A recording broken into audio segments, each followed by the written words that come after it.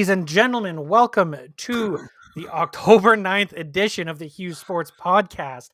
I am your host, of course, and with me, the old man. Old man, how the hell are you doing today? I am overly hyper today. Yeah, you've been on a whole nother level this afternoon. Yeah, I've been sick all week, so I'm starting to. Today is really the first day I felt like a freaking human since we got home from the holidays. So I'm feeling good. I got some energy. I went for a walk and all kinds of other stuff that I'm sure Jake is going to tell you about. Well, yes. So as you can tell by the title of today's episode, we have the one, the only Matthew Sekeres on for an interview. We sat down with him a bit earlier today to kind of discuss things. And before we jump into the interview, without spoiling anything, old man, how do you feel about the interview? How do you feel about the conversation we had? Fuck, what a great interview. And it wasn't us. I mean, he's just so good. Like you ask him something and he can talk for like 25 minutes. It's amazing. Like, and so intelligent and so, what's the words I'm looking for? So knowledgeable, on sports in Vancouver. It was fun. I really, really enjoyed it. No. And as someone, I mean, he said they started 12 years ago.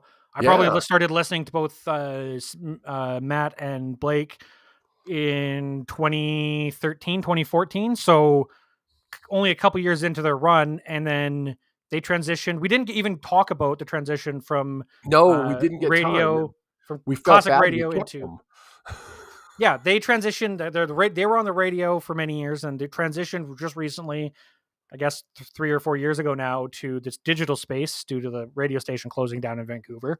And at the time, they started doing their show live at the same time they did their show on the radio. Yes. At that time, I had just started a job where I was on the road, literally driving to different places, knocking on businesses' doors and everything throughout the day. It was the greatest thing for me to be able to listen to live in my car every Monday through Friday and stay up with everything. 3 hours of my day, I knew programming wise what I could be listening to. And to be able to do a 3-hour talk show about sports, I mean, you've got to be plugged in. Because if you're not plugged in, that's not working. No. And I mean, Vancouver, don't get me wrong. I feel Vancouver fans are very engaged and can have intelligent conversations. Did they take a lot of callers? Was it a call-in show? It wasn't really a call-in show. They would do a lot of interaction. They still do a lot of interaction with their fans, but it was more. I mean, you have to fill 3 hours, right? That's a lot. And it was guests. It was a lot of different things. But again, they're what, 2 hours now, or are they still 3? Hour and a half. Hour and a half. Hour and a half to 2 hours, depending on what's going on. Sometimes less on weekends like today. First off, I didn't even say it. Happy Thanksgiving to everyone. Happy Thanksgiving. Happy Turkey Day. Gobble, gobble, gobble. If you are listening to us live, I appreciate you taking time out on your Turkey Day to hang out with us and listen to the Matthew Sekeres sit down. And do we just want to jump right into that? Do you have anything else to add before we jump into that? Let's say. Do you want to do that now, or do you want to do it after we talk about the lines? We could do either way, whichever way you want to do it. Let's jump into it now, and then we'll talk about the interview and talk about the lines, because we do talk about the lines in the interview.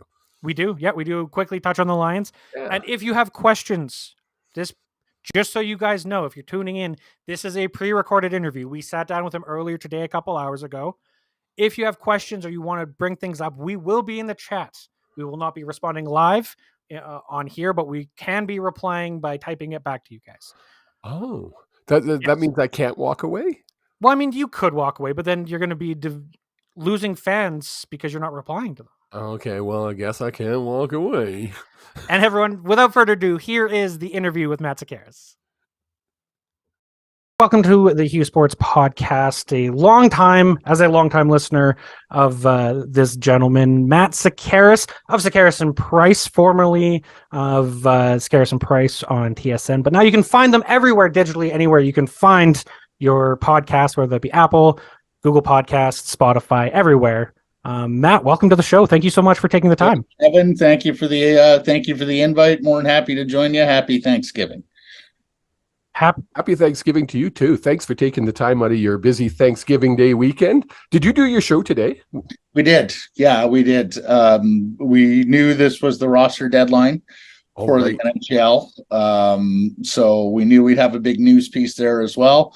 Also, Lions and Caps were coming off some pretty big games with pretty big stakes this weekend. So, yeah, we have in the past, and we'll continue to do so, have put together some special evergreen shows for holidays. But, this one, we thought there was enough news at hand there that we really ought to go in and do this one day of. So, yeah, we did it this morning.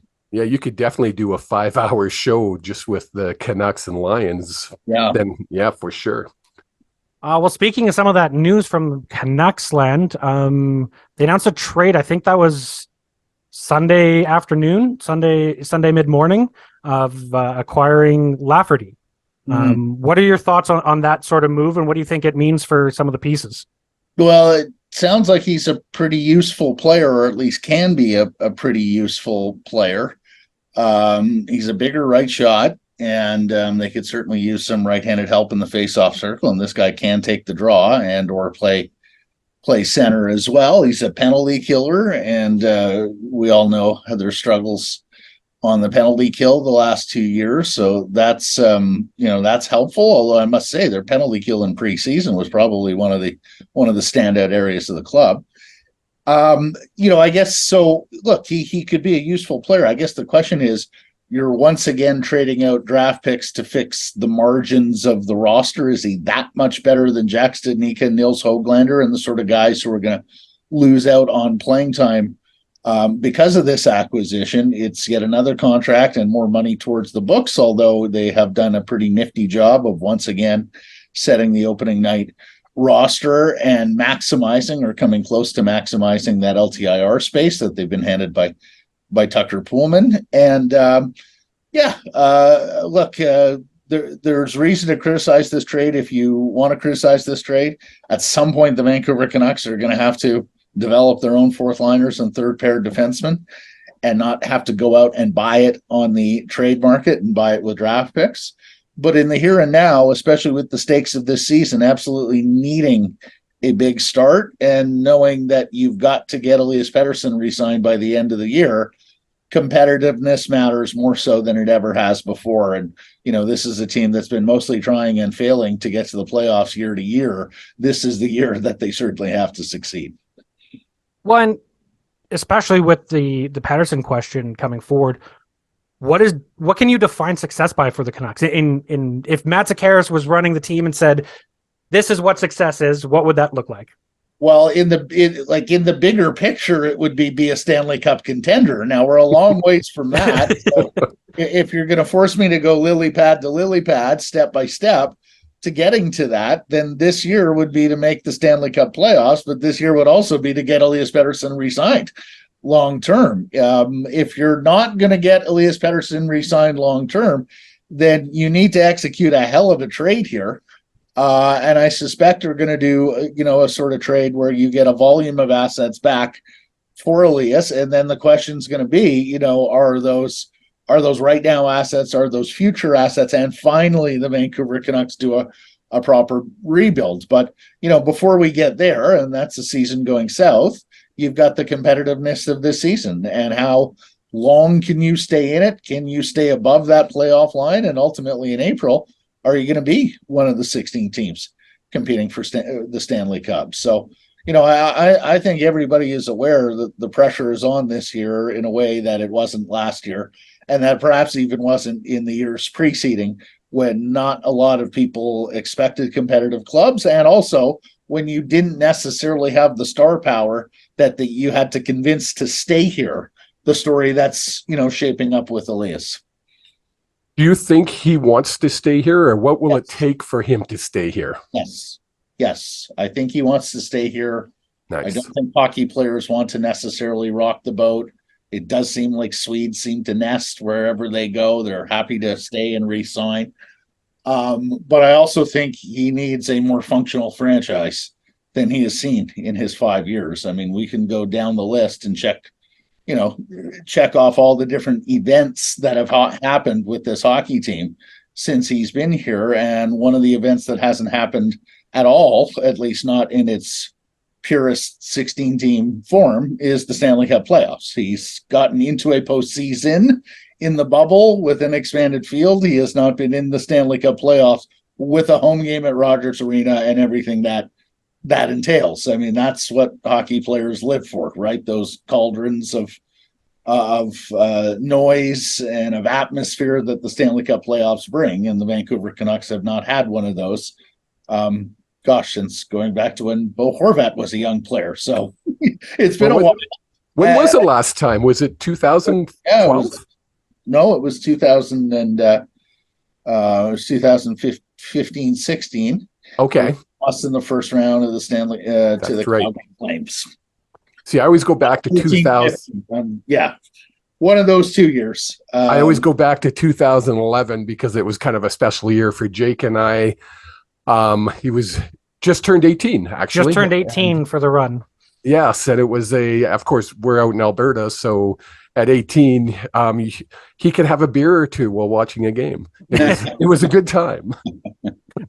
But I mean, especially with someone like Petey, who seems to be a very competitive player, someone who takes media comments and criticism, I wouldn't say poorly, but he takes it with a bit of an attitude. Like, he's got an edge to him, which I really enjoy personally. Yep. But giving him home playoff games and letting him live in that atmosphere, do you think that would change his opinion of everything? Like, if we made the playoffs last year, change the history, do you think a contract gets signed, or do you think he still waits and wants to see the organization be more functional?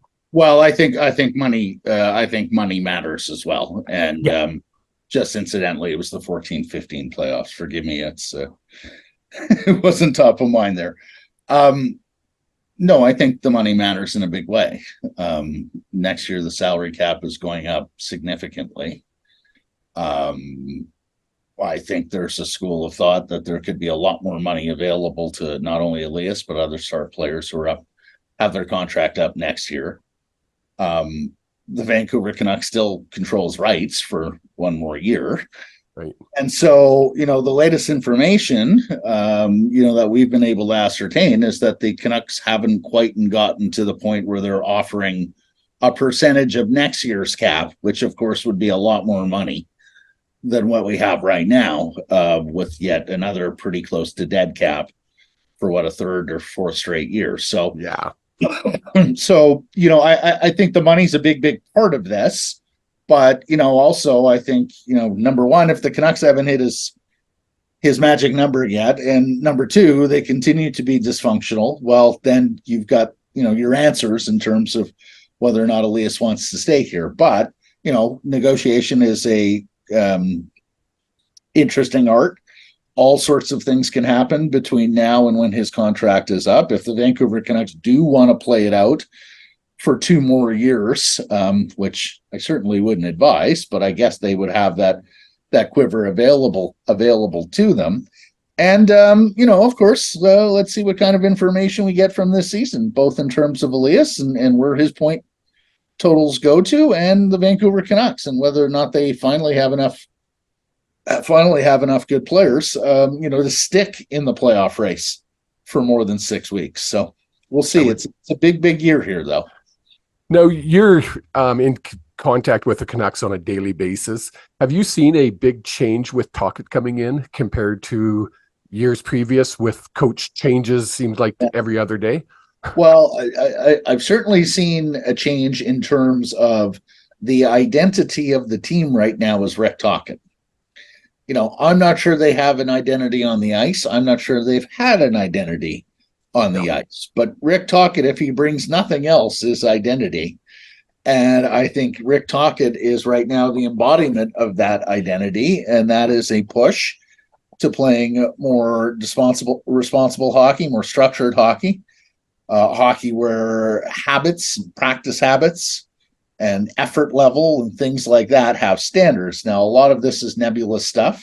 It's hard to define. Some of it is reduced to things like wall work and board battles. We love the alliteration of that.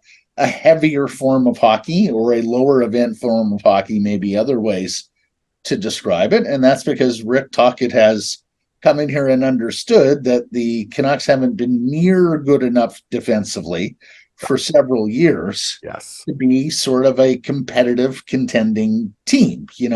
Sure enough, there are some nights with that level of talent that you can go out there and they're going to be great and you're going to outscore your opposition. But if you can't win 3-1 games, if you can't win, 2-1 games late, hold that lead, then that's a problem. And you're going to give up way too many points over the course of an NHL season, and you're going to find yourself on the outside looking in. So, I think this is a change that the Vancouver Canucks have tried before and failed at. A lot of that had to do with the personnel. You look at the team this year, there are still personnel issues, but at least now you have a competent third line center. At least now you have some more competent penalty kill defensemen. So, I think the feeling here is they have a better chance this year to be that team, make that transition, play that kind of hockey than they have for many, many years. And a lot of it has to do with let's call it the forcefulness of head coach Rick Tocchet. Well, nice word. Forcefulness. Well, and Coach Tocchet was very big on summer workouts. People have to be working out, come into shape. And I think from my opinion anyways, or what I've seen, his training camp really focused on that. Focused on a lot of board battle drills, a lot of mechanics, and a lot of building things step up.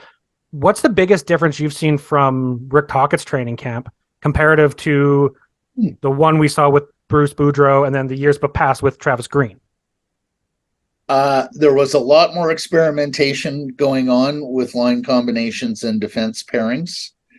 And that's because I just don't think Rick Tocchet and his staff had any set in stone ideas about who was going to play with who, or at least if they did, they were a little more flexible than some of those other coaches that you mentioned. And so we had a scenario even going into Friday where for the first time all training camp long, Quinn Hughes and Philip Hronek were put together on a defense pair. And that's sort of like, as we joked last week, that's the mega powers. That's Hogan and Savage teaming up, their best lefty and their best right-hander available. It didn't look like it was something that ever was going to be given a chance. Many fans counted that sort of pairing out. And then, lo and behold, in a McMahonian twist of fate, here came the number one and the number two lefty and righty defenseman on the same pair on Friday. So, Tocchet has said, Tocchet has said that he's going to go with the committee on defense, that we're going to have to get used to playing with each other. And, the interpretation there is how many guys will wind up rolling through the Quinn Hughes pair because, he's going to play the better part of half the game or close to it for the Vancouver Canucks on a lot of nights. So, yeah, we every time we thought we had Tocchet figured out this training camp, whether it was a forward combination or a defense pairing, there seemed to be another curveball. And, frankly, given the health of the team and Carson Soucy going down on Friday, and he's going to miss the opener, as will Ilya Mikheyev. And, we may well be surprised again on opening in terms of how he lines them up. Well, and with Carson Soucy being out, how big an effect do you think that has, especially trickle down on the defense? Massive. They were already asking what some would say is a third pair defenseman to play up the lineup and play first or second pair. And now you're looking at tweeners jumping up to play that role. Honestly. We finally felt like, Tyler Myers could be appropriately slotted on a third pair. Looks like Tyler Myers is going to have to play, top pair or second pair minutes while Soucy's out. Ian Goal is going to be asked to play bigger minutes, particularly since he's a lefty. I would suspect that, like I said, Quinn Hughes is going to play nearly half the game. And if Hronek gets close to that, that wouldn't surprise me as well. Then, what's really interesting is they carry Christian Wolanin, Guillaume Brisebois, and Noah Juleson through to the final preseason game, having already said, Akito Hirose, we think you're just a little too light and got to work up a little more strength to be more of an NHL player. Brisebois gets hurt, hasn't played. Wolanin gets demoted, and this could just well be the cap situation and how closely they cut it, as we talked about earlier. And now Akito Hirose, you're up and probably in the opening night lineup alongside Noah Juleson. So, yeah, it has been quite a whirlwind with the defense pairings right from the opening day of training camp. And I suspect that we may see all sorts of different pairings tomorrow, and thus making true the whole notion of it's going to be a committee. I think this committee might be forced on them by the injury more so than by design, as he was trying to frame it earlier.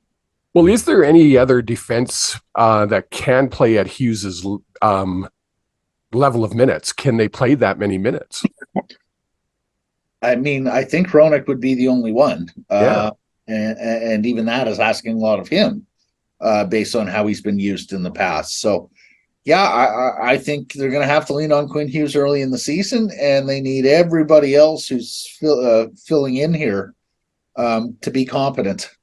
The Vancouver Canucks don't want to have to outscore teams this year, and part of that is the defense core being better than it has.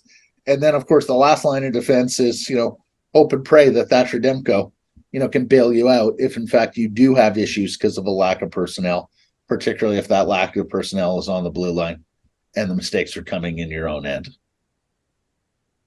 I have one question here coming from our viewers. We announced last week. I'm sure you saw that you're going to be on the show. The one question I got here that I thought was really good was, if one Canucks player was to win an NHL award this year, and who, and what award? Yeah. Elias Pettersson Selke Trophy. Oh. And I say that because Patrice Bergeron has now retired, so he can be generous and start loaning it out to others. Runs that award. And so now we're looking for a new defensive forward whom we love. Now, I'm not necessarily sure Elias has enough of the equity built up, because this does seem to be a career achievement award to some degree. But I do think there's broad recognition that he's a terrific defensive forward. And of course, last year, he not only played the penalty kill, but he scored a bunch of shorthanded goals, which I think very much helped his reputation. He's often compared to, in terms of the way he plays, Pavel Datsyuk. And so I think that is probably a friendly comparison when you're talking about Selke Trophy awards. I do suspect he will continue to play penalty kill this year, although perhaps not be leaned on quite as heavily as he was last year, or at the very least has more people around him who can kill penalties compared to previous seasons. So look, I think there's a school of thought that Thatcher Demko would be a good candidate for the Vezina this year, because if the Canucks are good, Demko's going to have to stand on his head, and that probably elevates his candidacy. And I think, that's probably fair if the Canucks are good. I think Quinn Hughes has a channel to the Norris, but I think it's a thinner channel, just because I don't think people realize how good a defender he is. And there's just so many tremendous defensemen out there. And if, the Cale Makars of the world stay healthy, that's going to be a tough guy to beat. So, yeah, I guess Elias has an outside shot at the Art Ross. I think he finished top 10 in league scoring last year.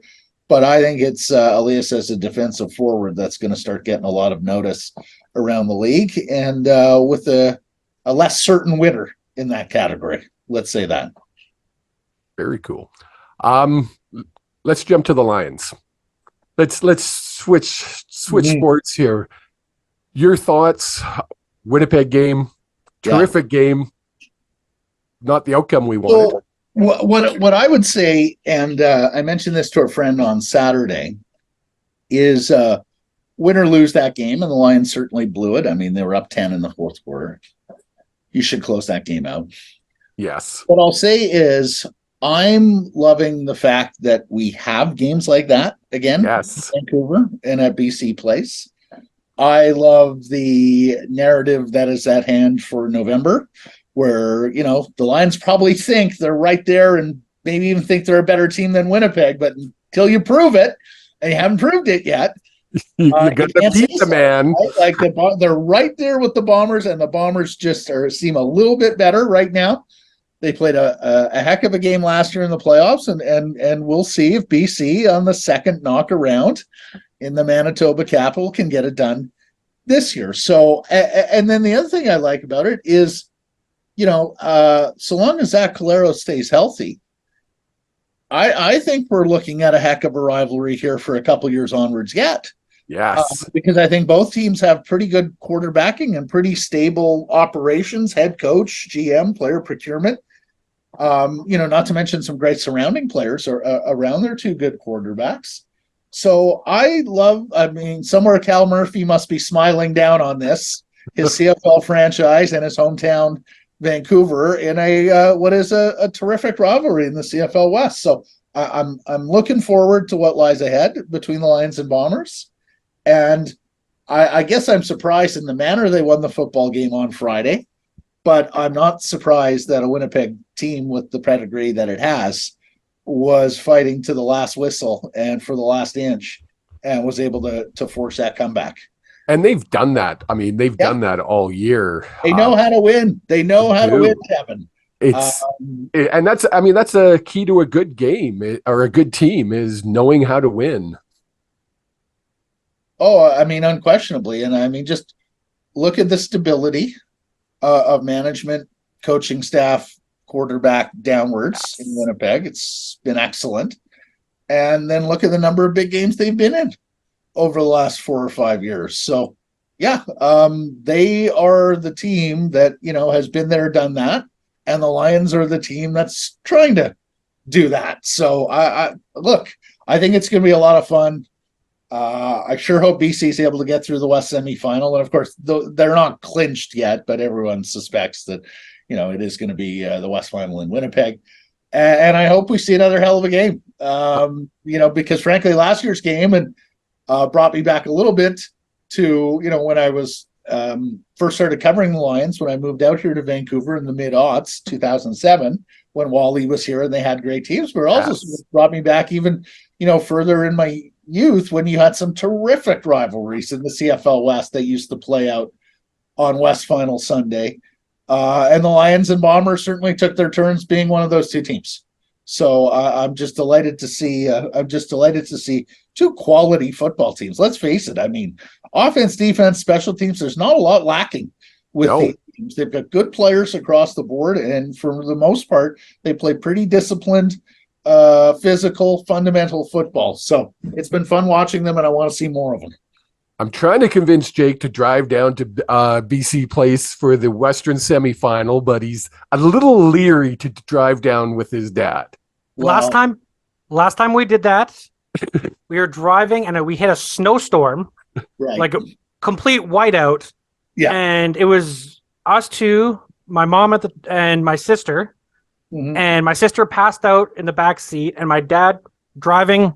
I don't know where we were, honestly, not even a clue on the road. Rogers Pass. Yeah, it's always Rogers Pass now. It is.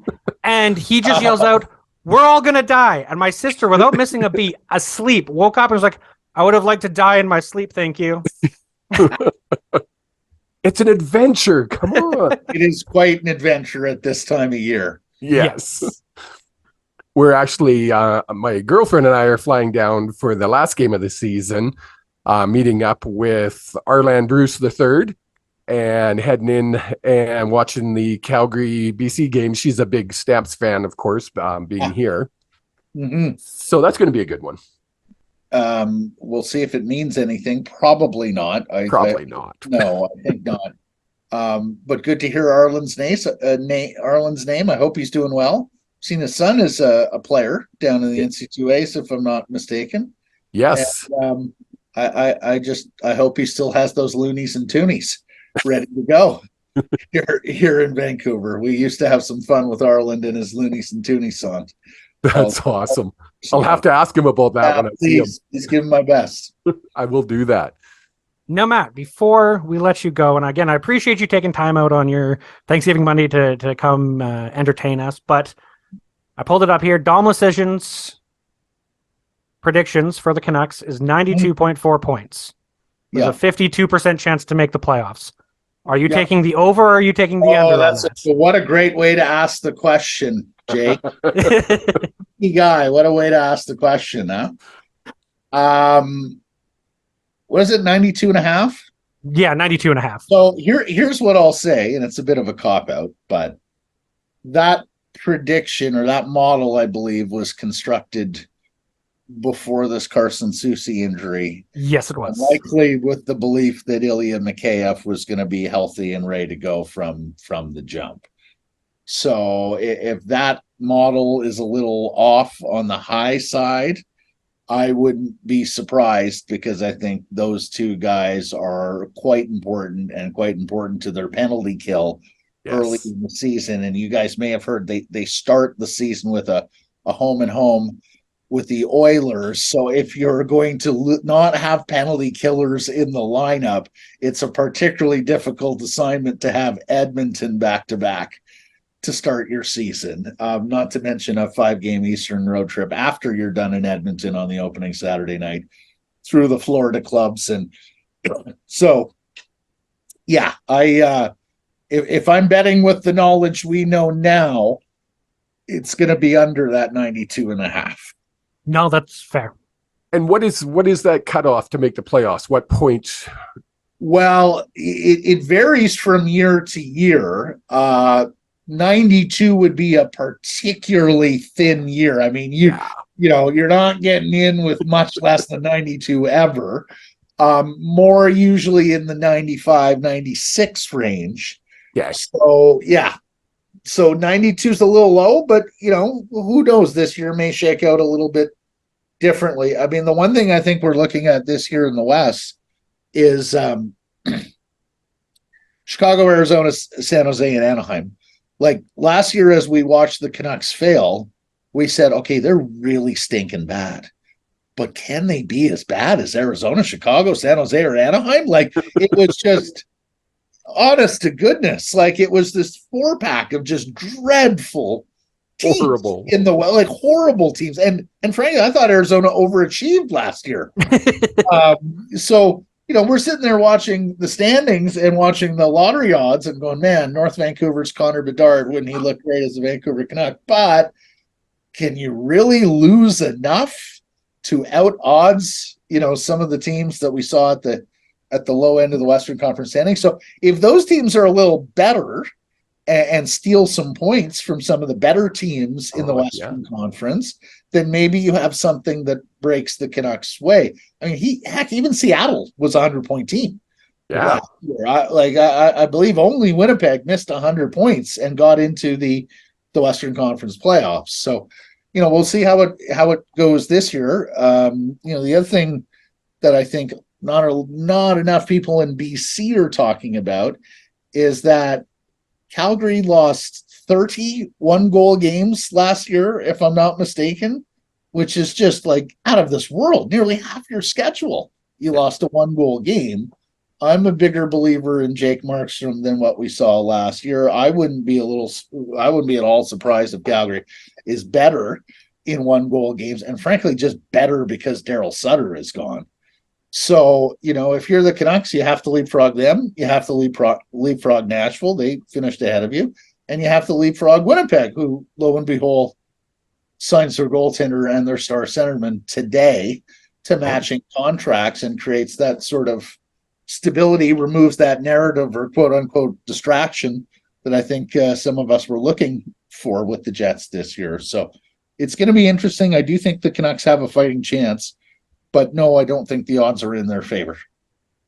As a lifelong Canuck fan, I remember 1970, I was 6 years old, sitting in the basement of my East Vancouver home, my parents' home, watching the very first game.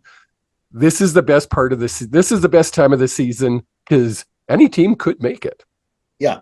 And, Wednesday night, the anticipation, for that puck dropping and the first real hockey shift of the year is fantastic. So, can't wait to see, almost feels like Christmas, opening up the presents. Can't wait to see what the presents look like here starting tomorrow, I guess, with Bedard versus Crosby in the first, as the gets going. And then, of course, on Wednesday when the Canucks get going themselves.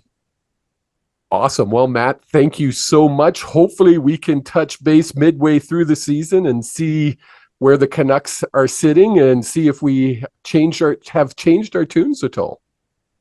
Happy to, guys. Jake, Kevin, thanks for the time. Appreciate it. Thank you so much, Matt. And everyone, if you are not listening to Sekeres and Price everywhere you can, you are missing out because it is some of the best content if you're a Vancouver fan of any sport, but also just sports fan in general, because cover everything from the Canucks to Lions, including some golf odds, and keeps me in tune with all sorts of different things. So, Matt, I appreciate you as a professional, because it's just been super great to listen to you over the last, you and Blake have been doing it for 10 years now? 12. 12. Yeah, it'll be 12. Our first show was the day after the Lions won the Grey Cup at home here in 2011 against Winnipeg. Against Winnipeg, yes. So, here we are. That was the year we drove down. Finally, the Lions are competitive again, and the Canucks are inching their way toward. Thanks for the time, guys. Have a great day. Thank you so much, Matt. Have a great Thanksgiving. What a great interview that was. The old man, you could almost caught him there snoring a little bit. But what were your big takeaways from speaking with Matt? Wow, that was my big takeaway. Wow, yeah, what a fountain of information! As I just commented on in the chat there, you can ask him anything, and he can talk like knowledgeably about the subject, especially when it comes to the Canucks, of course. Yeah, no, I thought it was. I pat ourselves on the back. I think it was our best interview that we've had on the show for what we do, covering the Canucks and the Lions. So yeah, no, I thought it was great.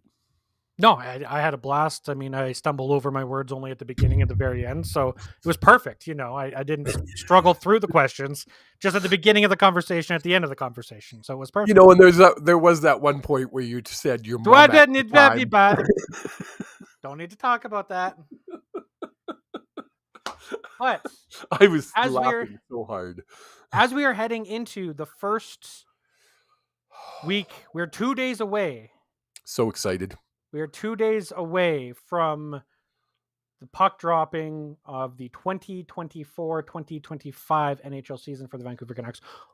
What are your predictions? We asked Matt what his predictions were in a roundabout way. What are your predictions, old man? Where do you see the team finishing? And I don't need you, because I know you're not big on like how many points and everything like that, but just tell me where you think they're finishing. Once again, the Canucks are going to be a mediocre team, and they're going to finish mediocrely, missing the playoffs by 5 points. 5 points? You think they're going to be 5 points out? Yeah. Sorry, I'm looking at the chat. What is Brandon talking about? That's not the WNBA. Remember earlier this morning, if you guys saw it before I deleted a tweet where Brandon decided to go rogue on it, he put talking about the WNBA on there. Oh, okay. Yeah, he's trying to be funny. Yeah, dumbass. Remember when I said I was going to be like optimistic and positive? Oh God, is he? Oh, here we go. It's not even. I predict not even in the season yet. I predict. He predicts. We finish top 3 in the Pacific. Now, lots of reactions might just be like that, and I hope we have a lot of reactions like that. Top 3 in the Pacific. What you been smoking? Let me give you the teams that are going to be ahead of us. Obviously, the Las Vegas Golden Noodles. They'll be number 1. Number 2 will be the Edmonton Oilers. Those two will be swapped around. And then I believe the Canucks. So I think very highly of Rick Tocchet's defensive system. And I think with this defensive system, we're not going to see those 7 to 8 games that we lose, or the 12-point games going either way. We're going to see 2-1, 3-1 wins, 1-1 like ties, a lot of overtime. I think it's going to be for us fans, I think it might be boring, but results-wise, I think it will be great. And I believe our star power in Pettersson, Besser, Miller, Hughes, Demko, Hronek, and our upgraded depth, our 3rd and 4th line depth, is going to put us above the LA Kings, because I think they were a flash in the pan last year. I think that was the Canucks when we made the playoffs in the bubble year. So they're definitely dropping off. You have Seattle, who I think they lost a lot of pieces. They lost a lot of their depth, and that's what made them great, was that they had 1 top line and 3 second lines.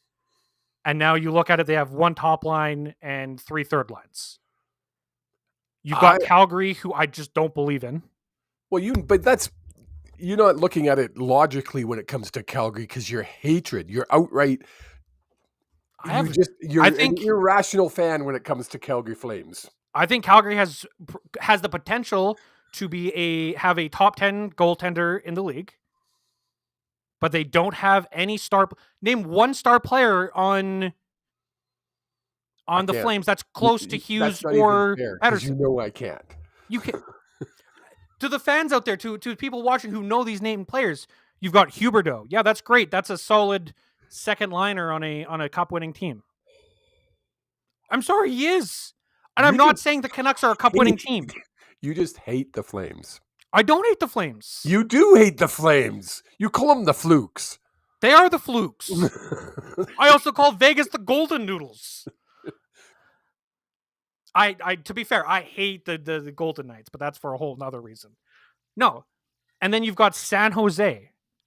You've got Arizona. Those are not teams that are going to be competing for a playoff position.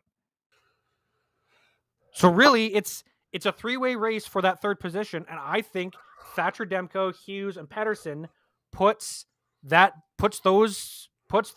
team ahead of Calgary and the Kings.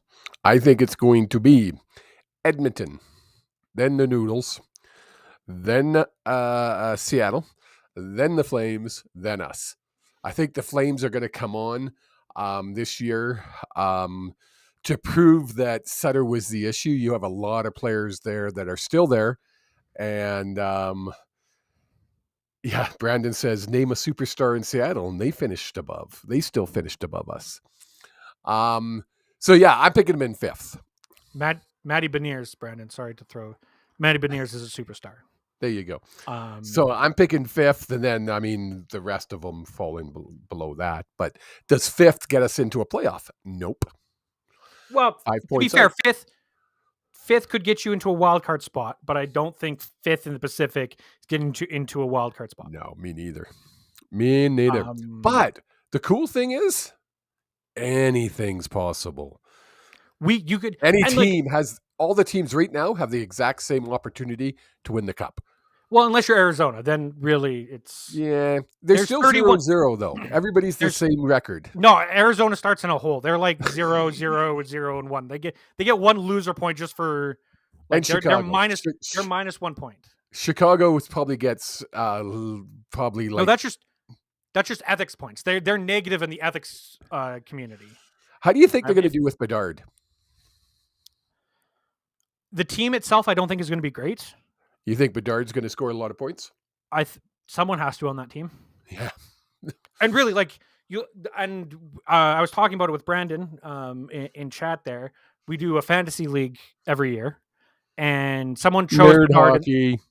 Someone chose Bedard in the second round of that draft, which I thought was really high because he's on Chicago. It's a shitty team this year. They're not expected to win anything. No. But someone has to score those points. Arizona, someone's going to score points. It's not going to be a shutout every single game.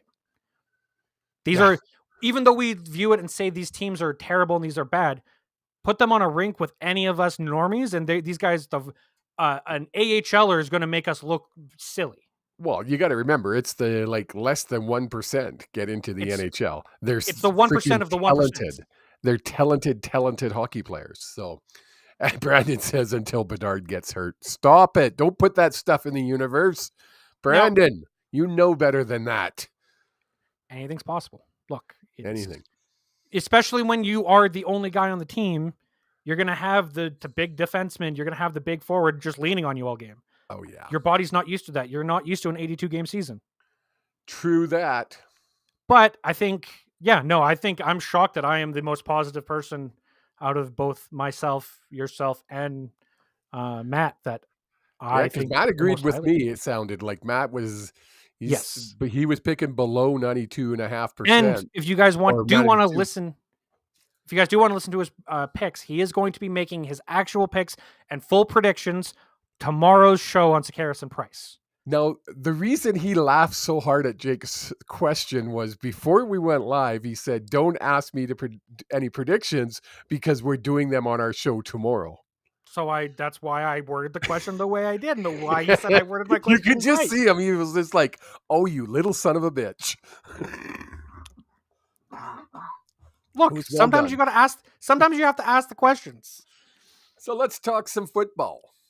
Well, before we talk some football, let's talk HughesSports.ca. You can check us out, HughesSports.ca.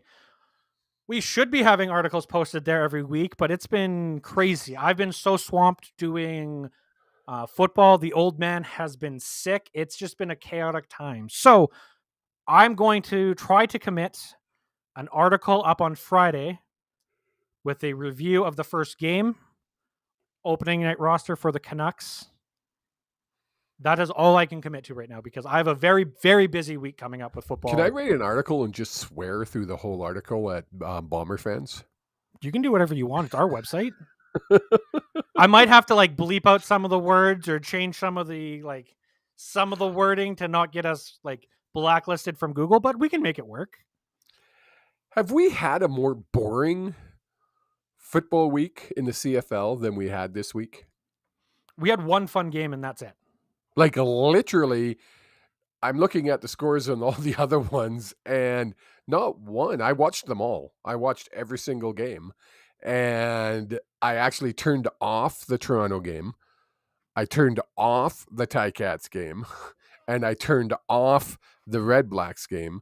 And I should have turned off the BC Lions game, but I didn't. Well, let's jump into it. Again, this week was quite interesting. It was just a very interesting week. I clicked the buttons. You look at the chat. We had the Edmonton Elks going into Toronto, losing to a score of 35-12, and it just back to reality for the Elks. I think, I still think Trey Ford is a fantastic quarterback, and Edmonton can be up on the up and up. Toronto's just that good. Did you see the Smurf Mafia come unglued on Toronto because they played all their first stringers against the Elks, and they were cowards. That's what they're calling them, cowards, not playing them against Winnipeg. I was laughing so hard. You can call them cowards. You can call them anything you want. Winnipeg has video footage of the first stringers. They have no first-hand experience against them, and they won't. None. Zero. Zilch. It's the smartest decision. I'm making a prediction later. Remind me about that one. Okay. So this game, it was what it was expected to be. Toronto literally scored at will when they wanted to. Yep. And I mean, the Elks looked like they were a class below. Yes. And that's something that's really been evident this year in the CFL. And something I actually wanted to talk on is that there's kind of your top tier teams and then everyone else. And I don't remember a time it's been that way. You know what? I'm twice your age almost. Ooh, that's scary to think. And I don't remember it being this bad any other time I can think of.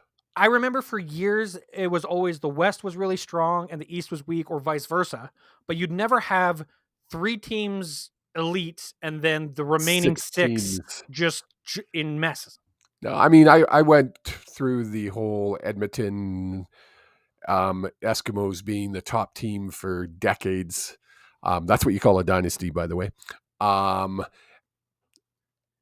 But nothing like this year. This year, it's just like you say, it's Toronto, Winnipeg, BC, and then everybody else. And there's there's a step between everyone else. Don't get me wrong. The Bombers, the Argonauts, and the Lions have all lost teams below that. And that's why we play those games. But it just feels like there's that level of separation on an organizational level. It's true. It is true. Then we get to the fun game. The game that I should not have turned on. So the Blue Bombers come into BC Lions, and with going into the fourth quarter, the Lions were up by 10, ended up losing by a score of 26-34 in overtime. Yeah, that's overtime though. So they lost by 1. That's not how that works. I know, but they should show it 27-26 because it was overtime. Just my opinion. So the reason I say I should never have turned on, as I realized in a panic last week on the show, you could see the panic in my eyeballs. I had a game to officiate. The game got done and I got into my car after our pre-debriefing and everything. I got into my car at 8:12 p.m. Mountain Time. I turned on the radio to listen to it and got to listen to Bob Marjanovic and I'm terrible with names.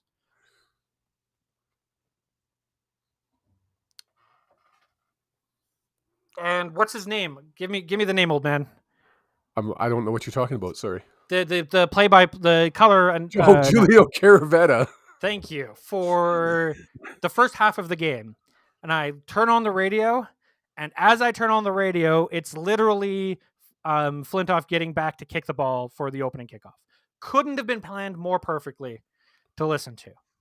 And then driving home, I couldn't have asked for a more perfect start to that game. Oh, then I get home just as the third quarter starts. And I turn on the TV to turn on TSN, and that's where things start to unravel for the Lions. Obviously Winnipeg, BC dominated in the first quarter or the first half. Went into the dressing room with a 10-point lead. I don't know if they came out flat or Winnipeg actually made some adjustments to their defense. We did nothing. I didn't even look to see what their total yardage was in the second half, but it was so freaking pathetic. There was so many errors at the end of the game. I thought for sure I was going to end up in hospital having a heart attack. So the biggest decision that I want to talk about is third down and 1.5 yards. It was a full yard. It was a long yard. I want to say it was a yard. It was a long yard. It was a long yard.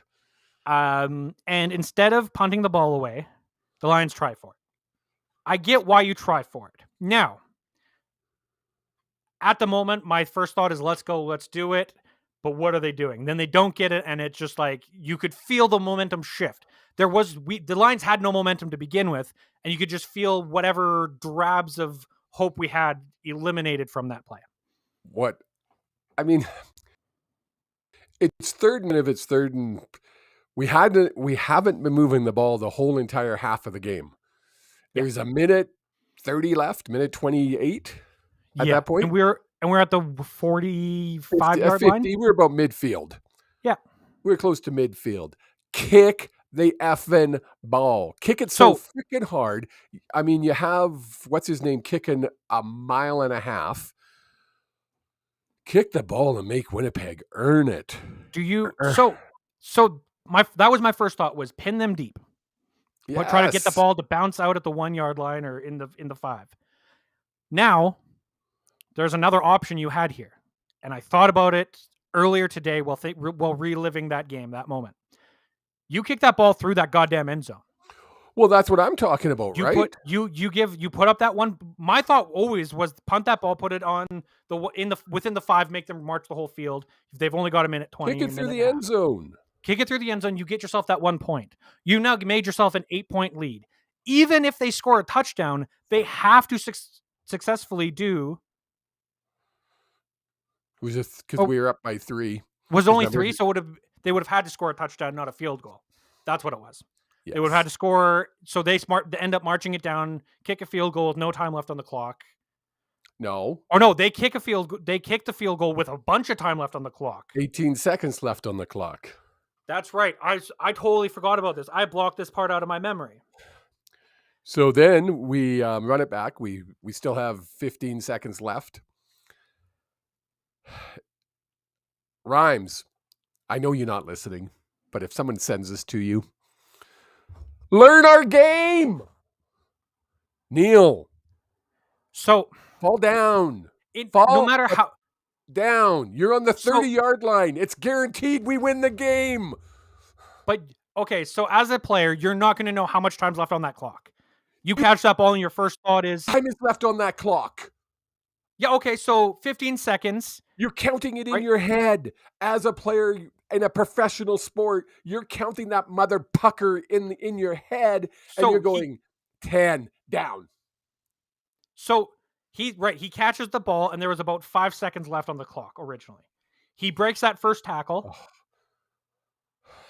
and I want to say this, and I hate to say it because it's giving respect, and the Smurf Mafia fans might take this out of context. I believe that the Winnipeg player knew what he was doing and let him go. No, oh God, no. Oh no. No. Oh, sorry, the second tackle. That first tackle, he comes in, Rhymes breaks it. That second tackle was an arm tackle like this. That arm. No. They were trying to tackle him. Watch it back. Watch it back. I don't think he was. Because the other option you have, and the reason I yell, know your game. Boot that ball through the goddamn end zone. Know our game. Again, going down, I understand. Because you say you're counting, that's cool. But if you're counting and you say, okay, I got to 0, you're not going down then, because someone counting in their head's never going to be perfect. You're going to be a bit fast, a bit slow. You've got to be aware of the clock. You had to. That conversation in the huddle had to be, get inside the 30 and kneel. Get inside the 30 and kneel. Or catch that ball and boot it through the end zone. Those are the two things you. He didn't try. He didn't try to kick it through. It wasn't like he was trying to be the effing hero. But that should have been the conversation, the huddle, or during the commercial break or before. Guys, if you get that ball and you're deep and you're about to go down, boot it through the end zone because we'll get that point. Yes. I was screaming. Which would have been the most Canadian way to win a football game. Oh. But also, I think I might have ended up in hospital if we did that. But also, like, we know this, receivers are glory hounds. They're trying to play the hero. 100%. But I don't think it's just Rhymes. I think that's 98% of the receivers who are catching that ball. For sure. Right? Like, you don't become a wide receiver because you're humble. No. No. Show me you're also not being a DB if you're humble. Like, you have to have some sort of attitude and confidence behind yourself to be able to get to that position, even in the CFL. Ask Giroux who's the best receiver. Yeah. He'll tell you. I am. Yeah. Ask Brandon Banks who the best running back is. Ask Dave Dickinson who the best quarterback ever is. He is, right? It's on you and have on to and have on. that attitude, right? Yeah. So, yes, we lost the game. Went into overtime and the defense was so tired by the end of that game that I don't blame them. You can't blame them. I wish we had advanced stats, and we barely have regular stats, so I'm not even going to ask for that. But how much time the defense was on in the second half for the Lions? It was insane because we did so many 3-and-outs. It was nasty. It wasn't a good half of football. But the Bombers didn't play a good first half of football. No, so it's not like you can go and say, "Oh, we got beaten because we didn't play well for one half." No, we got beat because the Bombers played a better half versus our playing a better half. Yes, definitely. 100%. Even though I hate the fans, you got to respect that team. The team. Like I said when we were talking to Matt, they just know how to win. That's all they do. They just win. And they've done it for years. They just win. Calgary used to be the same way. How many times did we go to a Stamps game and just shake our heads? Didn't matter if they're playing the top team or the bottom team. They just win. And I think that's part of it. That's the way you're bred is you just win. It doesn't matter. Just win. When you look at the record at the end of the year, it doesn't say you won by 50 points. It says 11-4, 12-5. If the schedule was balanced, so you'd play like all your teams in the West multiple amounts of times, then it would matter because then point differential would be a thing. But we don't have that because God forbid we expand and have a 10th team. But honestly, if you were to watch one game of the CFL season so far, that's the game. If you want to introduce an American fan to the game, that's the game to do it with. I'm not reading his comments anymore. All right, I wasn't asking. I just saw you reading. So, then on Saturday we had Saskatchewan hosting the Hamilton Tiger Cats and losing by a score of 38-13. And even the Dredges in the East are better than the Dredges in the West. Even this, It's pathetic that you got a team like Saskatchewan. They've lost, I don't know, 6 games in a row now. I think it is. I don't know. I think they've lost 6 in a row. And they're going to make the playoffs. How do you make the playoffs losing 6 in a row? Welcome to the CFL. I've seen some 5 in a row. Yeah. I've seen some bad teams. Saskatchewan looked horrible. They did nothing right. I mean, yeah, they scored 13 points, but they did nothing right. It was horrible. It was bad. It was really bad. See, and I didn't even see the game. I was out doing football again because apparently that's all I do these days. But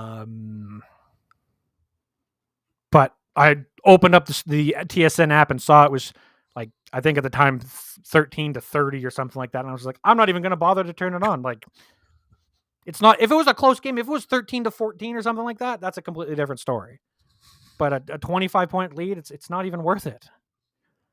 And then we have what I will say is probably the worst team in the CFL right now. I would say professional football, but the Broncos got blown out by Miami a couple weeks ago, 70 to like nothing. The Ottawa Red Blacks lose by a score of 3 in Montreal against the Alouettes to 29. That was today. That was earlier today. We watched it. I totally, honestly, I can say this wholeheartedly, totally forgot there was a game on today. Because why? It was on at 9 o'clock in the morning or 10 o'clock. It was in the morning. I don't know what time it started, but yeah. Just not, I mean, again, like I said when we first started talking CFL this week, had to be the worst CFL week of the season, taking out the BC Winnipeg game. Every other game sucked. It really did. There was nothing worth talking about.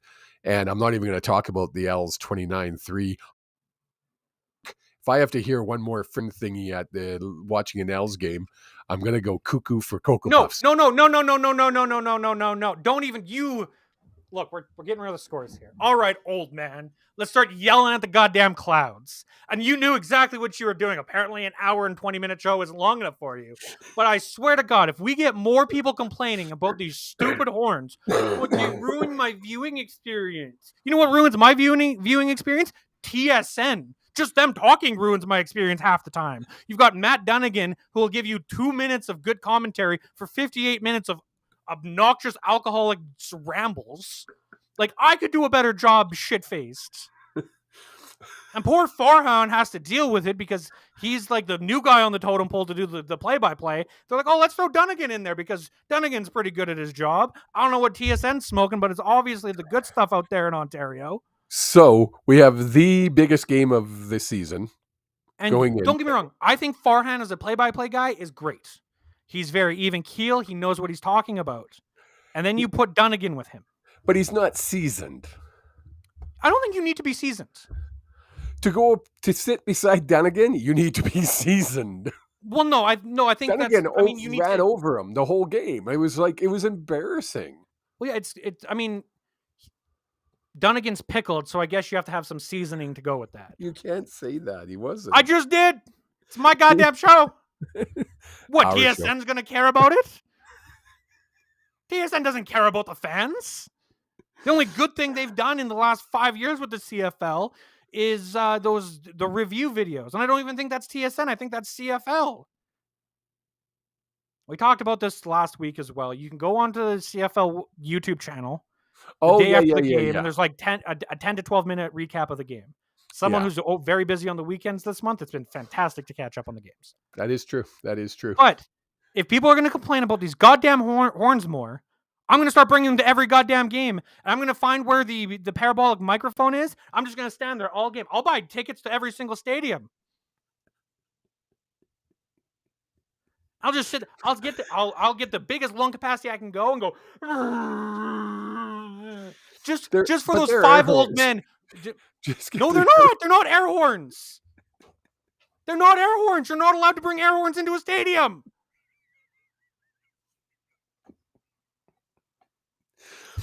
Oh, I've been waiting.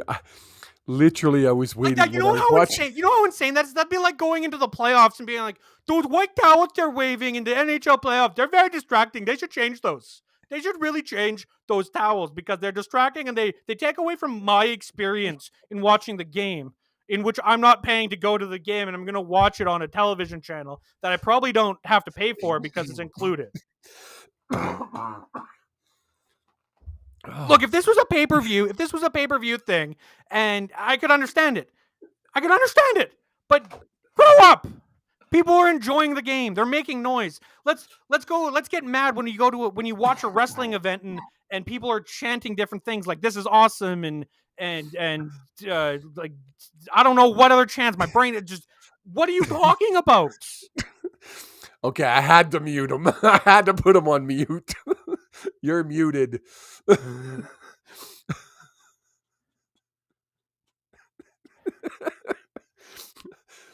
I was watching the game. I'm sitting there listening to the horns, and I thought, oh, I'm going to get him.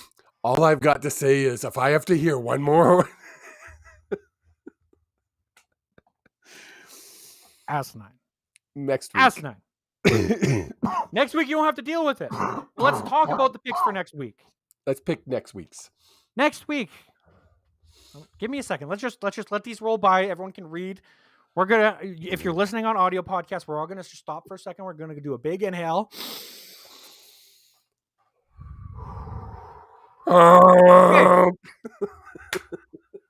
You know what's even funnier?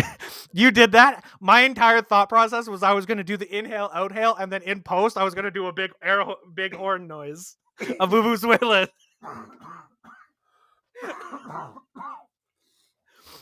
What this reminds me of is when you were a kid and you had your orange horn that you brought to every game. That's what they are.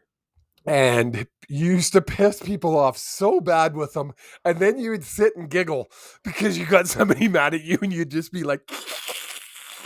Well, first off, it's also because we live in Calgary. So the Lions were the away team. Yes. So when I was blowing my horn, it was because it was everyone was like, "Ooh, we need to be quiet." Time. So I understand that too. I was a kid. When he's saying I was a kid, like I was probably the time I was like 10 to 15? 16. Like yeah, probably. 15, 16 is probably when I either lost the horn or stopped bringing it. But yeah. Be annoying. Be obnoxious. Go to a game. If you're going to a game, enjoy going to the game. If anyone has a problem with you enjoying a football game because you're making noise, don't go to a goddamn football game. Without being rude. Or vulgar. 100%. You don't need to be rude. You don't need to be vulgar. There's no need for it. Nope. But making noise and getting loud and chirping with fans is 90% of the fun when I go to a McMahon game. Because the experience at McMahon is terrible. So might as well find entertainment elsewhere. So, week 19, October 13th at 4 p.m. Pacific time, we have your BC Lions going in to take on the Hamilton Tiger Cats. This is a big game. Is it? For Hamilton. Does BC sit anybody? I don't think they do. Because we got the bye at the end of the week, end of the season. You have a bye at the end of the season, and you need this game. Yes. Because you win this game, technically there is still a chance that Winnipeg loses out, and you can take home field advantage. We can win out. That's all you need. Winnipeg has the bye this week. Taking BC. I'm taking BC as well, and I think they're going to come out with something to prove, especially Vernon Adams in the offense early in that game. And then I think they might relax in the second half. Then, the late game, we have a 6:30 p.m. start between the Rough Riders and the Stampeders, the Battle of the Dickinsons. Who do you got taking this crapshoot of a mud bowl game? I'm going to take Calgary. I think Saskatchewan distracted on every level, in every aspect of football, from start to finish, from the president down to the water boy. Nobody wants to be there right now. That's fair. I'm going to tell you how I'm choosing my pick here. I rolled a die, and it was going to be evens and odds. Evens was Saskatchewan, odds was Calgary. We got a 6, so that's even. So Saskatchewan is getting the pick this week. There you go. That's how even and terrible I think both these teams are, and Saskatchewan's still going to make the playoffs somehow. Yeah. Then we have, so that's our Friday night doubleheader. Then we have our Saturday doubleheader. We start at a 1 p.m. game on Saturday with the Alouettes taking on the Elks in Edmonton. I think this is an Alouettes win quite handedly. Yeah. But who knows? Like, the Elks are so inconsistent, and I don't know what the Owls are competing for anymore. They have, I think they've locked up home field advantage for the semi. I could be wrong on that. No, they haven't yet. They haven't yet. So no, they've locked up a playoff. They've locked up a playoff spot. But, so it's going to be Toronto, Montreal, Hamilton, Montreal. Yeah. So, but I think if BC wins and the Owls win, I think that would lock up home field. I could be wrong though.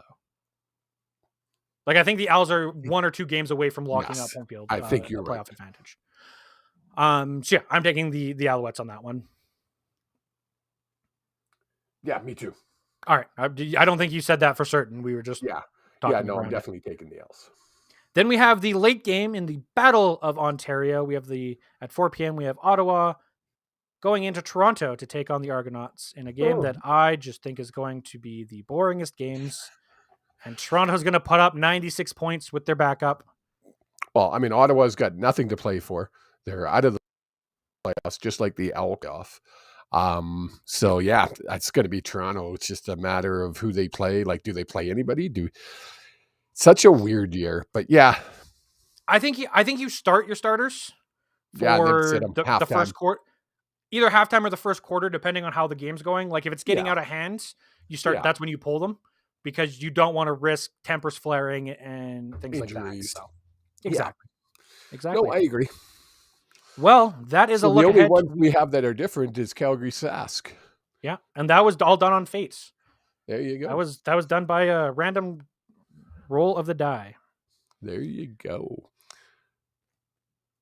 Well, this next week is going to be a big one, because we have Canucks hockey, regular season hockey to talk about. We'll be 2 games into the regular season by the time we next talk. Not you and me, because we talk all the time. What was that? Is that all? Just 2? Yeah, I believe we might have a game on Monday as well. I thought we had a game on the weekend. Saturday. We play Wednesday. Game on Wednesday, Saturday, and then not till Tuesday. Yeah. Oh, okay. Yeah. Gotcha.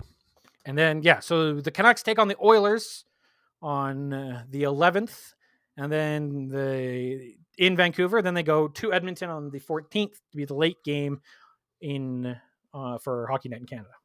So, national broadcast all around on both of those days, Wednesday night hockey, and it's like Christmas time. It is. CFL playoffs, hockey started.